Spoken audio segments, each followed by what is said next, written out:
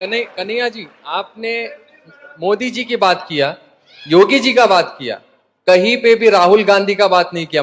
दिल्ली से आते वक्त आप मिलके आए थे क्या? और दिल्ली से आते वक्त राहुल गांधी कौन है? और सुनिए, आप इक्वालिटी की बात कर रहे हैं। कौन राहुल गांधी? आपने कौन राहुल गांधी? हेलो, आपका प्रश्न राहुल गांधी के बारे में क्यों नहीं बताया? बस यही है, और कुछ है?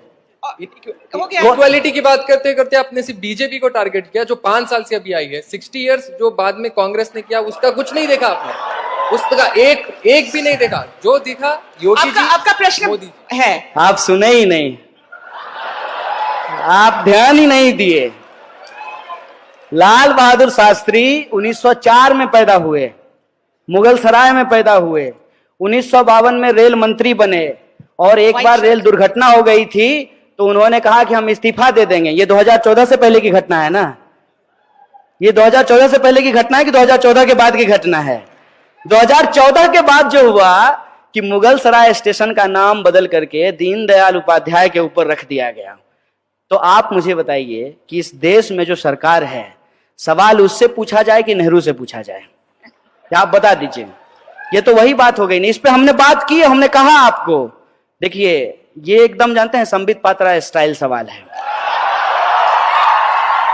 ये क्यों है इसको आप समझिए। आप जो है आप मुझे ये टैग करना चाहते हैं कि आप 2014 में जो हो रहा है उस पर ही सवाल कर रहे हैं। नहीं, थोड़ी सी जहमत उठाइए। मैं उम्मीद करता हूं कि आपके पास एंड्रॉइड फोन होगा, और आजकल 4G स्पीड भी जियो धन धनाधन दे रहा है। तो आप जो है उसको खोलिए, और आप जो है मेरा टाइमलाइन 2014 से पहले जाकर के चेक कर लीजिए कि क्या एक भी सवाल हमने मोदी जी से पूछे हैं। एक भी सवाल हमने मोदी जी से नहीं पूछे हैं। जो भी सवाल हमने पूछे हैं माननीय डॉक्टर मनमोहन सिंह से पूछे हैं। यही हमारी जिम्मेवारी है बतौर नागरिक, बतौर citizen of this country. It is our responsibility to ask the question to the power. माने कमजोर से सवाल तो कोई भी पूछ सकता है। कमजोर से सवाल पूछने में क्या है? जो पावर में बैठे हैं उनसे सवाल पूछिए। आप बताइए, आप कह रहे हैं राहुल गांधी, क्यों नहीं? राहुल गांधी प्रधानमंत्री हैं देश के, क्या है? अरे जब प्रधानमंत्री हो जाएंगे तब राहुल गांधी से भी सवाल पूछेंगे, इसमें क्या दिक्कत है? और ये बात आप मेरा नोट करके रखिए कि राहुल गांधी प्रधानमंत्री हो जाएंगे, और राहुल गांधी जो आज बात बोल रहे हैं, यदि उस बात को नहीं पूरा करेंगे तो इसी मजबूती से राहुल गांधी से भी सवाल पूछेंगे। यह बात को हम आपको कह देना चाहते हैं। यह जो साजिश है, इस साजिश को आप समझिए कि अपनी गलती जो है वो हम पड़ोसियों के मत्थे मर देना चाहते हैं। मैंने आप बताइए कि देश में जो हो रहा है उसके लिए हम पाकिस्तान का नाम ले रहे हैं। क्या है पाकिस्तान? मुकाबला करना होगा तो पाकिस्तान से मुकाबला करेंगे। अमेरिका, ब्रिटेन और चाइना से मुकाबला नहीं करेंगे कि पाकिस्तान से मुकाबला करेंगे। इसको आप समझिए। जानबूझ करके एक ऐसा कॉम्पिटिटर चुना जाता है। वीडियो गेम खेलते होंगे मोबाइल पे। वीडियो गेम में क्या होता है कि क्रिकेट खेलता है लोग, तो अपने हिसाब से प्लेयर चुनना होता है, अपने हिसाब से टीम चुनना होता है। तो जो खेलता है हमेशा वही जीतता है। ये देश में वही हो रहा है। सरकार में जो बैठे हुए लोग हैं अपने हिसाब से विपक्ष चुन रहे हैं। मैं विपक्ष नहीं हूं, मैं विपक्ष की भूमिका में होना भी नहीं चाहता हूं, लेकिन विपक्ष का जो काम है वो काम यदि सरकार करे तो फिर विपक्ष क्या करेगी? विपक्ष का काम है सवाल पूछना, सरकार का काम है जवाब देना। विपक्ष जो है उसको कहता है जवाब दो, और सरकार जो है वो सवाल पूछ रही है। ऐसा थोड़ी होता है। जो कांग्रेस ने किया तो कांग्रेस ने वो भुगता। कांग्रेस है, राहुल गांधी तो प्रधानमंत्री नहीं है, मनमोहन सिंह भी नहीं है। वो जो है, जो मुद्दा आपने उठाया था माननीय मोदी जी ने करप्शन का, कि ये लोग बहुत करप्ट लोग हैं, इनको सत्ता से हटाइए, हमको सत्ता में लाइए, हम जो है काला धन वापस लेकर के आएंगे। आया। और क्या कहे थे कि हम 2 करोड़ जो है रोजगार पैदा करेंगे, मिला। बोले थे महंगाई कम कर देंगे। जाते हैं ना, जो हंसता हुआ नूरानी चेहरा प्रधानमंत्री का पेट्रोल पंप पे देख के लगता है कि काश जो है, काश मोदी जी का, जैसे उन्होंने प्रचार में 3D फोटो मोदी जी का घूमता था एकदम ऐसे चलते हुए 3D। हमको तो मन करता है कि पेट्रोल पंप वाले को कहें कि यार यहां भी 3D फोटो लगा दो प्रधानमंत्री का। कम से कम ये देख के तो महसूस हो कि असली प्रधानमंत्री हैं, देख रहे हैं। पेट्रोल का दाम जो बढ़ रहा है वो रोज देख रहे हैं, ये एहसास तो हो। ये सवाल किससे पूछा जाए बताइए? वो जानते हैं क्या करते हैं? ये सवाल वो जेएनयू के ऊपर रख देते हैं, ये सवाल वो हमारे ऊपर रख देते हैं। ये सब आप तो माने आप शरीफ आदमी हैं, आप बहुत अच्छे तरीके से पूछे।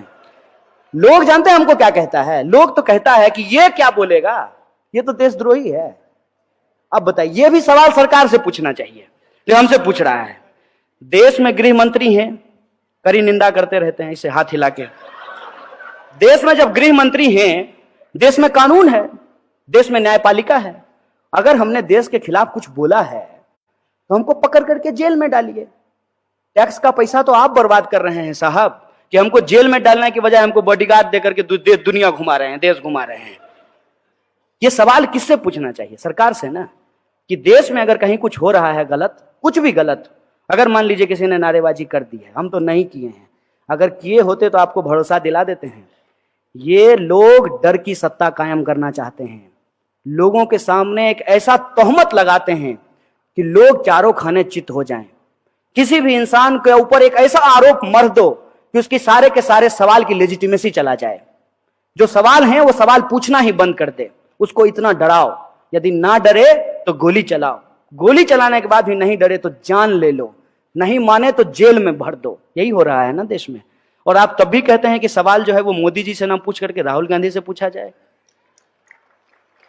सत्ता से सवाल पूछा जाता है साहब, और सत्ता से सवाल पूछना चाहिए, और सत्ता किसी की भी हो, हर किसी से सवाल पूछना चाहिए। और हम हैदराबाद की इस आवाम को, गंगा जमुनी तहजीब को मानने वाली इस आवाम से हम यही अपील करना चाहते हैं। आप तमाम नौजवानों से यह अपील करना चाहते हैं कि कोई भी सरकार जिसको आपने अपना समर्थन दिया है, वो जब चुन करके आए हैं उसका घोषणा पत्र आपके हाथ में होना चाहिए। मैंने ठीक है, आजकल ऑनलाइन का जमाना है, डाउनलोड कर लीजिएगा इनके वेबसाइट से, वो पढ़िए उसको और देखिए कि इसमें से कितने सवाल हल हुए हैं। और ये तो साजिश है ना कि 2014 में भी ऐसा होता था, 2012 में भी ऐसा होता था, 13 में भी ऐसा होता था, तो मतलब ऐसा ही होता रहे तब तो बहुत अच्छा है ना। कि अभी बीजेपी कह रही है कि कांग्रेस के समय में भी गरीबी है इसलिए हम गरीबी दूर नहीं करेंगे। कल को यदि कांग्रेस जीत करके आए तो कांग्रेस कहेगी तो बीजेपी को जिता करके देख लिए, वो थोड़ी गरीबी दूर किया, अब हम भी गरीबी दूर नहीं करेंगे। इसका आप जेनेसिस समझ रहे हैं? ये जो सवाल जिस तरीके से आज उठाए जा रहे हैं, आप भी उसके शिकार हो गए हैं, ये हमको कहां पहुंचा देगा उसका आप मतलब समझ रहे हैं, इसका अर्थ आप समझ रहे हैं कि डेमोक्रेसी होगा ही नहीं, डेमोक्रेसी बचेगी ही नहीं। और इसका एक सबसे बड़ा जो खतरा हुआ है, एक आखिरी बात आपके सवाल को रिस्पॉन्ड करते हुए कहता हूं कि इस देश के एक पार्टी के एक अध्यक्ष को यह हिम्मत कहां से आती है कि वो कहते हैं कि 50 साल राज करेंगे। Who are you? राज करेंगे? ये भाषा कहां से आई है? कैसे ये भाषा निकाल पाते हैं लोग? क्योंकि उनको भरोसा है कि जब भी वक्त आएगा कांग्रेस बीजेपी करके अपनी गलती किसी और के सर मढ़ करके, हिंदू मुसलमान करके, समाज का ध्रुवीकरण करके चुनाव जीत जाएंगे, हमको कौन हरा देगा। और हारने की स्थिति आएगी तो ईवीएम जिंदाबाद। ये जो स्थिति है, इस खतरनाक परिस्थिति को आप समझिए। कौन होगा प्रधानमंत्री? कौन होगा प्रधानमंत्री? अरे ये कोई मैंने रॉकेट साइंस है कि आपको समझ में नहीं आ रहा है कि कौन होगा प्रधानमंत्री? अरे जिसको जनता चुनेगी वो होगा प्रधानमंत्री, इसमें कौन सी बुराई है? लेकिन यह सवाल कैसे प्रोजेक्ट किया जा रहा है? यह सवाल ऐसे प्रोजेक्ट कर रहा है जैसे 2019 में चुनाव नहीं होगा, पार्लियामेंट्री डेमोक्रेसी नहीं होगी, WWF का फाइट जो है राहुल गांधी होंगे और दूसरे तरफ जो है मोदी जी होंगे, दोनों के बीच में फाइटिंग होगा और जो फाइटिंग जीतेगा वो देश का प्रधानमंत्री बनेगा। ऐसा है क्या? इस देश में 545 सीट पे चुनाव होना है। 545 सीट पे जब चुनाव होगा, उसमें जिसका बहुमत होगा, जिस सरकार की बहुमत होगी, जिस अलायंस का बहुमत होगा, वो लोग जाकर के अपना जो है प्रधानमंत्री चुनेंगे, वो अपना मंत्रिमंडल चुनेंगे। यही होता है ना पार्लियामेंट्री डेमोक्रेसी। ये प्रेसिडेंशियल मोड ऑफ डेमोक्रेसी है। ये अमेरिका तो नहीं है, ये हिंदुस्तान है ना। अमेरिका के चुनाव में और हिंदुस्तान के चुनाव में क्या फर्क है? अमेरिका में प्रेसिडेंशियल मोड ऑफ इलेक्शन है, जनता सीधे प्रेसिडेंट का चुनाव करती है। हम अपने यहां सीधे प्रेसिडेंट का चुनाव नहीं करते हैं, सीधे प्रधानमंत्री का चुनाव नहीं करते हैं, हम एमपी का चुनाव करते हैं। और हमारे एमपी जो हैं वो जाकर के प्रधानमंत्री का चुनाव करते हैं। इनको कौन ये पावर दे दिया है? हाथ में जो है माइक ले लिया और कैमरा ले लिया और अपने आप को दुनिया का सबसे स्मार्ट आदमी समझ रहे हैं।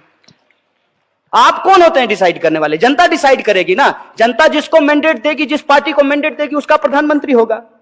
योग इसलिए बोला गया है ताकि आपको यह कहा जाए, ठीक है यार 90 रुपए पेट्रोल खरीद रहे हैं तो क्या है, लेकिन पप्पू को वोट दे दें। इसलिए बोला गया है। यह साजिश आप समझिए। ये इसलिए बोला गया है कि आप हर सवाल के जवाब में ये कहें तो क्या राहुल गांधी को वोट दे दें। ये इसलिए कहा गया है। और एक बात मैं आपको बता देता हूं कि राहुल गांधी पप्पू हैं कि नहीं हैं, ये तब पता चलेगा ना जब वो देश के प्रधानमंत्री बनेंगे। लेकिन प्रधानमंत्री गप्पू हैं, ये पिछले 4.5 सालों में पता चल गया है। ये बात मैं आपको बता देना चाहता हूं। इसको इस तरीके से हम लोगों को सोचना चाहिए। और पार्लियामेंट्री डेमोक्रेसी में जिसकी जिम्मेवारी जो है उसको वो जिम्मेवारी निभानी चाहिए। और बतौर नागरिक मेरी जिम्मेवारी ये है कि सत्ता हमको कितनी भी डराने की कोशिश करे, हम सवाल पूछेंगे और तब तक पूछेंगे जब तक हमको जवाब नहीं मिल जाता है। बहुत बहुत धन्यवाद।